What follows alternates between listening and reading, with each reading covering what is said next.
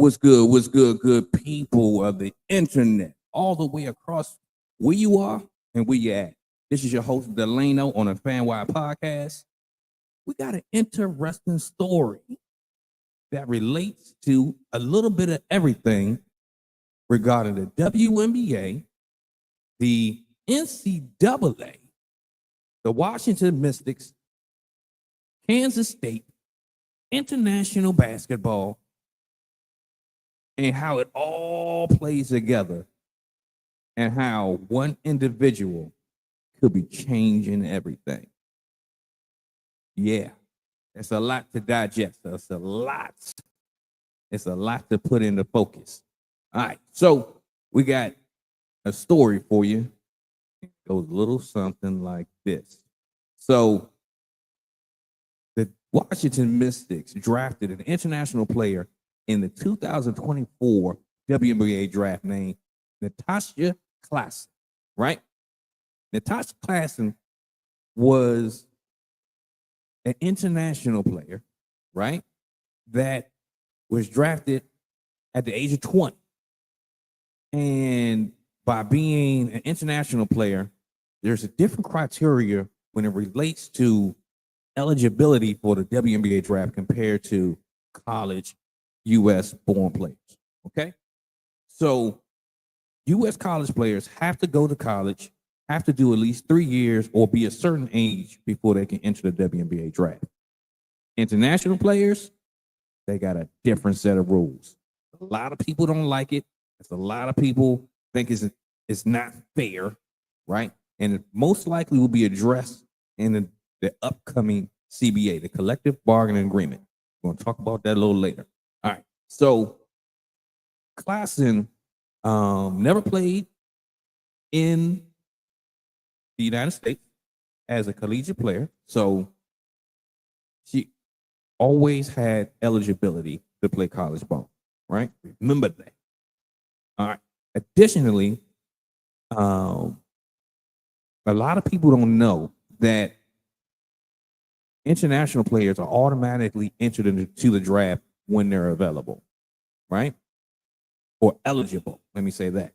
Not necessarily available, because just because you're drafted as an international player does not mean that you will actually go directly into the WNBA. It doesn't always work like that. We have things called the draft and stash type of strategy, right? We'll talk about that. We're going to talk about that. All right. So again, Claessens was not drafted. Claessens was drafted into the WNBA draft in 2024. That's the same draft that produced Caitlin Clark. It's the same draft that produced Angel Reese and a number of other WNBA players, right? Okay, so Claessens was drafted in the, I believe, the second round, right? And Washington Mystics decided, hey, this is an opportunity to draft a player that has good upside, because another thing about Claessens plays for the French national team. If you watch the Olympics in 2024 and how the France national team gave the U.S. women's team all the running for the money, she was a part of that team. She didn't get a lot of burn. She didn't get a lot of playing time, but at being such a young person at such a young age, being able to qualify and to make the international France team, that says a lot about your skill and your trajectory and where you can go, right? So Claessens was drafted and decided, hey, I don't want to come and play in the WNBA right now, right? She wanted to continue her development and continue the way that things go. And that is a normal process and procedure for the draft and stash approach to the WNBA. So those players go back to play international ball, develop their skills, and then eventually they come to the WNBA. But this is where the story changes everything. Claessens decided, hey, I don't want to come and play for the Washington Mystics. I want to go and I want to play college basketball. The way that the CBA, the collective bargaining agreement, is situated and set up, it is not set up to a point where, hey, it's not set up to a point where if you're drafted, you have to immediately come to the WNBA, right? However, the team that drafts you retains your rights for up to 1 year after you have completed your eligibility for college, right? So regardless if she decides to pursue all 4 years of college at Kansas State or transfer to a different school or whatever she decides to do, the Washington Mystics still retains her right after she completes college, right? And I really think that she's going to come into the college ranks and is going to really show some things. I think she's going to really, really be a good player in the 2025/2026 season, right? So keep her on your radar, Kansas State. But again, you know, with her being selected with the 30th overall pick to Washington, we had the foresight to be like, hey, let's get her on, get the rights to her, and let's see how she develops. And we'll keep that in the fold, right? NCAA players, they have an opportunity to test the waters. International players have an even better way to test the waters. They can just see what team they get drafted to and be like, I'm good on that. But NCAA players, you know, they have the policy where they can test the waters, they can enter the draft, they can see where they may fall and still maintain their eligibility to play college basketball, right? So you got to make a decision by a certain time, then they can go back to play college ball or decide to pursue the professional level, right? All right. So I think going forward in the new CBA that's about to be negotiated, right? I strongly believe that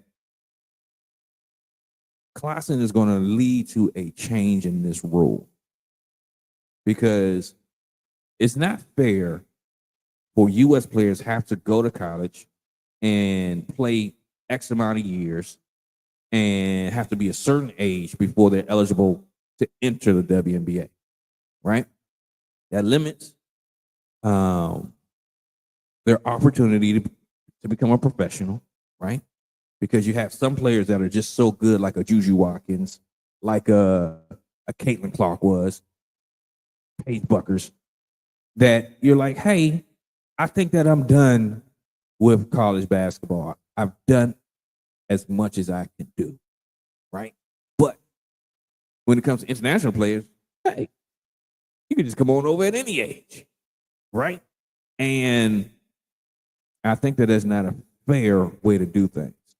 I know it's strategic when it comes to college basketball because college basketball, you know, you want to they have to maintain.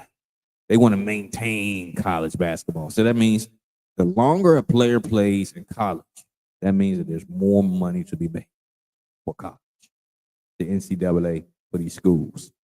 So it's great that college players are able to get NIL deals that can make some money and do their thing, right? So you're going to see players opting to stay in college as long as they can, or at least until the revenue with the WNBA catches up or meets what level of payment the NIL deals can afford college players. So again, Claessens is changing everything. She is saying, hey, I don't care if you draft me right here, right now, or in the future. I don't have to come to the WNBA. I don't. I can still go to college. I really can. And then with the way that the rule is currently set up, if let's say she goes to school for 4 years, right? We still maintain the rights. And then 1 year after she either graduated college or finishes college, the Washington Mystics still retains her rights. Or any other WNBA team that is potentially in the same boat, right? Unless it changes. Let's say if this model still continues, that means that even still, after she completes college, you know what she can still do? She can still go back to play international basketball. And then from that point, she can be like, hey, I'm ready to come to the WNBA. And at that point, the rights are gone from the Washington Mystics or whatever team. The rights are gone. And this individual, Claessens, can come into the league as a free agent and negotiate whatever terms she wants. I don't think that's fair to American-born players. International players have I think it's great for international players, but I think that everybody should be on the same platform and have the same rules. That's what I believe. I don't know if you believe that, but that's what I believe. You know? So, again, this can literally change everything. So keep your eye out on what's going on related to this situation, because you have a draft that's about to come up in 2026, and there can be a whole lot of international players that decide, hey, I want to go in this direction instead of what other players have decided to do in the past, right? When I looked up the international players, she is the only one to decide to go in this direction. So she's a trendsetter, and she's breaking the mold. You know, who knows how this can play into the new CBA, because there's a lot of money that's going to be getting paid out, and there's a lot of opportunity because there's new teams coming too. So we'll see how this all translates and all plays out. But hey, this is your host, Delano, your trusted voice for Washington Mystic content. We're giving you a good breakdown, a good little story, some little action. But yeah, we'll see how it goes. We can see if Nastja Claessens decides to come to the WNBA. We'll see if she becomes a Washington Mystic, or is she going to really use her leverage and change up some things.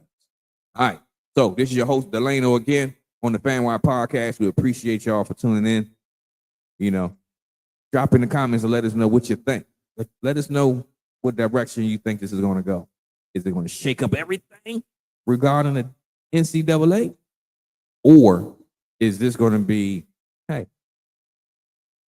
this is something that happened in the past? We'll see. But again, this is your host, Delano, on the FanWire Podcast. We appreciate you. We thank y'all for tuning in. And also, make sure that you follow us on social media, subscribe to the channel. Let us know what you think, you know? All right, we out of here. We gone because we got some WNBA to watch tonight. Y'all take it easy. And when we shoot, we score. We out of here.